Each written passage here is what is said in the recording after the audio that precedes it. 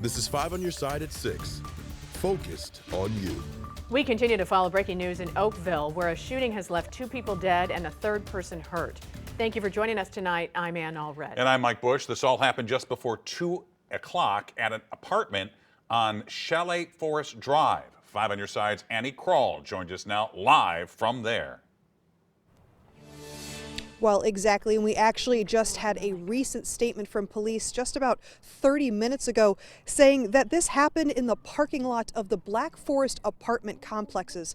The St. Louis County Police saying in that statement that they are affirming it was 2 men who were shot and killed here in that triple shooting. Now, one of those people who was transported from the Black Forest apartment complexes was also here, and then there were 2 others who were taken from the cul-de-sac at the other scene on Chalet Forest Drive.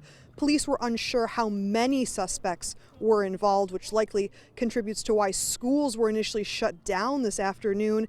Parents and guardians getting a note from the Melville School District just before 2:30 today about Oakville High School delaying dismissal and the school being placed in a secure status, which was eventually lifted shortly after. Police have not released any other identifying information of the people who were shot. Besides that, one of the men who was killed was believed to be an adult, another a boy in his late teens. I think it's a precaution because of the school buses and things like that is what they were worried about. We're just trying to slow way down now and gather evidence and go door to door and see if anybody's got any cameras, if they saw anything, and then we'll go from there. Now, we will have more information for you tonight at 10 p.m. after speaking with neighbors about what happened here. Of course, we will continue to ask police about any other identifying information about the 2 people who were killed, as well as anyone else who was involved. Reporting live in Oakville, Annie Krall, 5 on your side. New information about a shooting that critically injured a 13-year-old girl. Tonight, police say her family is by her side, praying for her recovery. Our Justina Cornell joins us live from Alton Police Department after speaking with community leaders today. Justina. Yeah, and so police tell us that that girl was standing on a porch Saturday afternoon when she was shot. And tonight, police tell us that the 13-year-old is still in the hospital in critical condition. My heart breaks to have another young child in Alton, a victim of gun violence. A 13-year-old girl was shot while standing on a porch Saturday afternoon, according to police. It happened at a home on the intersection of Highland Avenue and Silver Street. My heart just broke, and my wife and I, we were praying for the family. 5 on your side asked police if the teen was the intended target or if she was shot during a drive-by shooting, but police wouldn't confirm those details, citing the ongoing investigation. It's an opportunity for us to pause and think, what can we all do to prevent this type of violence? Organizations like YWCA Southwestern Illinois and Alton have youth violence prevention programs to empower. In our small way, we're trying to move the needle in this community. The organization even received a grant from the state to tackle this problem. A tremendous amount of hurt I've even heard in some of the focus groups and forums, and this only just emphasized the need for something like this. Alton Mayor David Goins said they're committed to create change. The one thing that stuck out with me when we talked with the kids, the youth at the high school, the one big thing kept on coming up was about violence. Just last year, Alton partnered with UNICEF to become a child-friendly city. It's a city he's proud of and eager to improve. The violence prevention is going to be a huge component in this initiative. We're striving and doing our best to make our residents and our visitors feel safe when they come to Alton. Police say that they continue to follow on active leads, and if you happen to have any information, they urge you to call the Alton Police Department at 618-463-3505, extension 671. Reporting in Alton, Justina Cornell, 5 on your side. St. Louis County Police say the Asian community is the target of a burglary trend spanning across West County.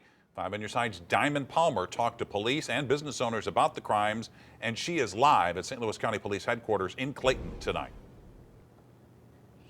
Well, Mike, that's right. Police say that they are targeting people in the Asian community. These criminals are following people home from work and then searching for valuables like cash or jewelry. And then when they leave their home again, that's when they're breaking in. St. Louis County Police also saying that they are business owners.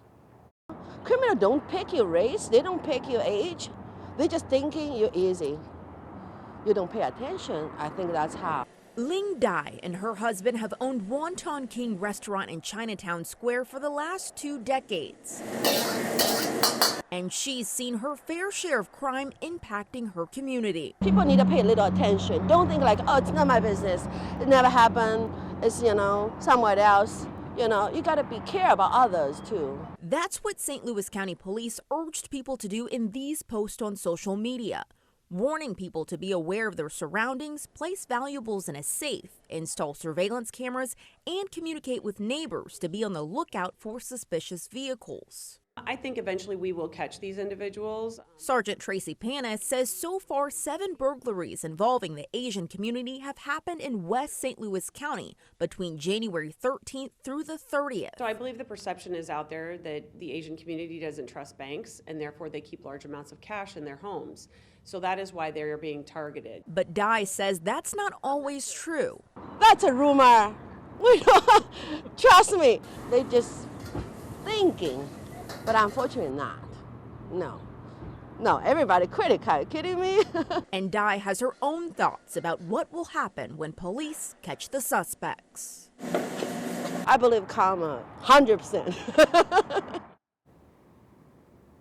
Now, St. Louis County Police say there are detectives investigating every single one of these burglaries. That's 7, that is. They say at this moment in time, they don't have any suspects in custody. If you have any information, you are urged to call police at 636-529-8210.